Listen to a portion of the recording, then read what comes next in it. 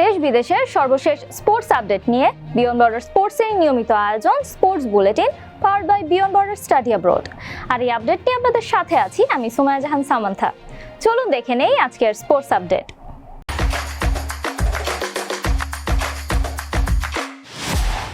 থাইল্যান্ডের ব্যাংককে Asia cup archery tournament থেকে স্বর্ণ জিতে দেশে ফিরেছেন আর্চাররা। গতকাল বিমানবন্দরে বাংলাদেশ আর্চারি দলকে ফুল দিয়ে বরণ করে নেন ক্রীড়া সচিব মোহাম্মদ মাহবুবুল আলম। এ সময় উপস্থিত ছিলেন এশিয়া আর্চারি সভাপতি কাজী রাজীব উদ্দিন চপল। বাংলাদেশ ক্রিকেট বোর্ডে দীর্ঘদিন অবৈধ নিয়োগের মাধ্যমে যারা সুযোগ সুবিধা নিয়েছেন তদন্ত করে সেগুলো সামনে নিয়ে আসার উদ্যোগ নিতে যাচ্ছে সরকার। রোববার সংসদ অধিবেশনে এমনটি জানিয়েছেন যুব ও ক্রীড়া প্রতিমন্ত্রী আমিনুল হক। যুক্তরাষ্ট্র, কানাডা ও মেক্সিকো বিশ্বকাপের সরাসরি সম্প্রচার সত্ত্বেও এবার কিনছে না বাংলাদেশ টেলিভিশন। বর্তমান অর্থনৈতিক পরিস্থিতির কারণে সম্প্রচার সত্ত্ব কেনা থেকে পিছিয়ে এসেছে বিটিভি। গতকাল এক সংবাদ মাধ্যমকে এসব তথ্য জানান তথ্য ও সম্প্রচার মন্ত্রী জহিরুদ্দিন স্বপন। আগামী 12 জুন ইংল্যান্ডে শুরু হতে যাওয়া আইসিসি নারী টি-20 বিশ্বকাপে আম্পায়ার হিসেবে মনোনীত হয়েছেন বাংলাদেশের আম্পায়ার সাথীরা জাকির জেসি। ফলে গত বছর নারী ওয়ানডে বিশ্বকাপের পর টানা দ্বিতীয় বিশ্বকাপের দায়িত্ব পেয়ে গর্ব প্রকাশ করেছেন জেসি।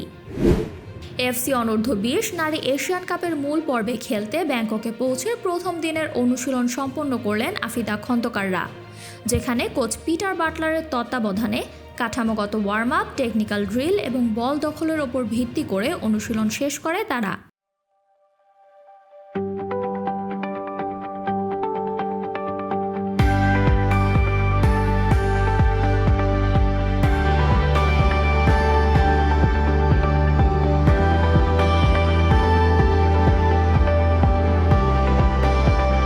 পিএসএল এর দ্বিতীয় ম্যাচে করাচি কিংসের কাছে 4 উইকেটে হারে লাহোর কালান্দার্স।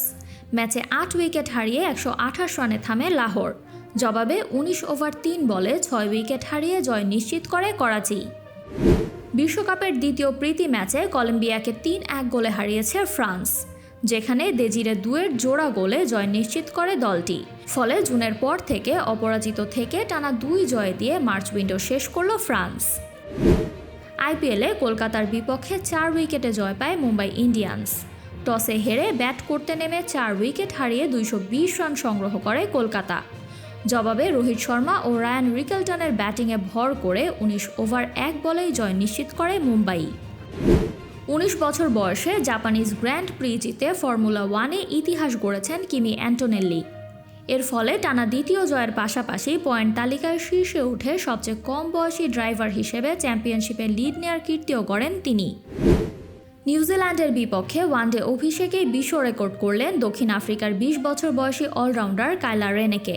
ক্রাইস্ট চার্চে সিরিজের প্রথম ওয়ানডেতে শেষ বলে ছক্কা মেরে দলকে 2 উইকেটের জয় এনে ইতিহাস গড়েছেন এই উদীয়মান তারকা। এই ছিল আমার হাতে থাকা সর্বশেষ স্পোর্টস আপডেট।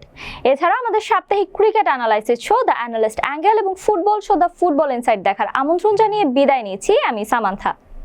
আরও আপডেট পেতে সাবস্ক্রাইব করুন আমাদের ইউটিউব চ্যানেল এবং ক্লিক করুন বেল আইকন। ফলো করুন টিকটক ও ফেসবুক পেজে।